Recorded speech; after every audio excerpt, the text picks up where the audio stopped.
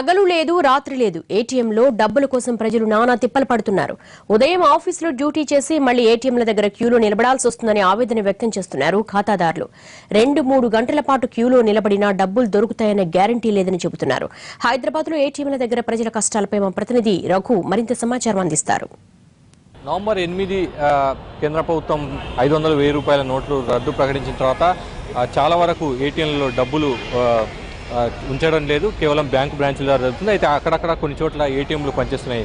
ఏటీఎంలు పనిచేసిన చోట్ల పెద్ద ఎత్తున పబ్లిక్ ఉంటున్నారు. మనీ విత్డ్రా చేసుకునేందుకు క్యూ కడుతున్న పరిస్థితి ఉంది. ఉదయం కానీ, మధ్యాహ్నం కానీ, సాయంత్రం కానీ, రాత్రి కానీ ఎప్పుడు ఏటీఎం పనిచేసినా అక్కడ పెద్ద సంఖ్యలో పబ్లిక్ అంతా కూడా వచ్చి మనీ విత్డ్రా చేసుకునేందుకు వారంతా కూడా ప్రయత్నం చేస్తున్నారు. ప్రస్తుతం బేగంపేటలోని ఒక బ్యాంకు ఏటీఎం దగ్గర ఉన్నాం. చూడొచ్చు ఒక్కసారిగా అంటే పబ్లిక్ అంతా కూడా వచ్చారు. సాధారణంగా ఈ టైంలో ఏటీఎంలో మనీ ఉంచుతారని తెలిసిన వెంటనే వారంతా కూడా వచ్చి లైన్లో నిలబడ్డారు. దీంతో ఒక్కొక్కరు ఇప్పుడే ఏటీఎం ఓపెన్ చేశారు. దీంతో ఒక్కొక్కరు మనీ డ్రా చేసుకుంటున్నారు. తెలుసుకునే ఇక్కడ ఉన్న పబ్లిక్తో మాట్లాడే ప్రయత్నం చేద్దాం. ప్రాబ్లమ్స్ తగ్గాయా, పెరిగాయా, నవంబర్ 8 తర్వాత ఏంటి అనేది తెలుసుకునే ప్రయత్నం చేద్దాం. సార్ చెప్పండి సార్, నవంబర్ 8 తర్వాత ఏంటి మనీ విత్డ్రా చేసుకోవడానికి ప్రాబ్లమ్స్ పెరిగాయా, తగ్గాయా? చాలా ప్రాబ్లం ఉందండి. డబ్బులు గురించి చాలా ప్రాబ్లం అవుతుంది. ఇట్లా క్యూలలో లాంగ్ క్యూలలో నిలబడాలి. ఆఫీస్కి వెళ్ళిన తర్వాత కూడా ఇంటికి వెళ్తేప్పుడు ఇట్లా లాంగ్ క్యూ వెళ్ళి నిలబడాలి. ఆఫీస్లో అంటే ఎన్ని అవర్స్ పని చేస్తున్నారు? మళ్ళీ ఏటీఎం దగ్గర ఎన్ని అవర్స్ పని చేస్తున్నారు? 9 అవర్స్ ఆఫీస్లో వర్క్ చేయాలి. 8 అవర్స్ ఉంటుంది. 1 అవర్ లంచ్, టీ బ్రేక్ అవన్నీ. ఇప్పుడు మళ్ళీ లైన్లో 2 అవర్స్ నిలబడాలి. లాంగ్ క్యూ ఉంటుంది. దొరుకుతుంది, లేకుంటే దొరకదండి. మోడీ నిర్ణయాన్ని ఎట్లా చూస్తున్నారు? ఏంటి నిర్ణయం అయితే మంచిగానే ఉంది, కానీ ఏటీఎంలలో డబ్బులు ఉంటే కొంచెం మాకు కూడా సాయంగా ఉంటుంది కదా. ఏటీఎం దగ్గర కూడా ఉండాల్సి వస్తుంది అంటున్నారు. ఇక్కడ మరో యువకుడు ఉన్నారు, వారితో మాట్లాడడం. చెప్పండి, ప్రాబ్లం తగ్గిందా, పెరిగిందా? ఏటీఎంలు పనిచేస్తున్నాయి. ప్రాబ్లం ఇంకా ఎక్కువైంది, ఇంకా పెరిగింది.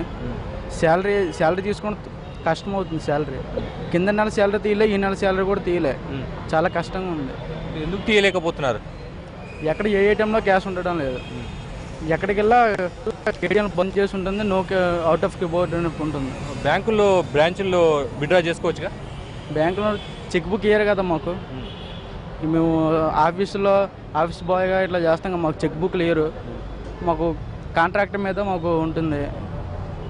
అడిగితే చెక్ బుక్లు ఏం లేవు, అట్లాగే విత్డ్రా చేసుకోలే అంటున్నారు.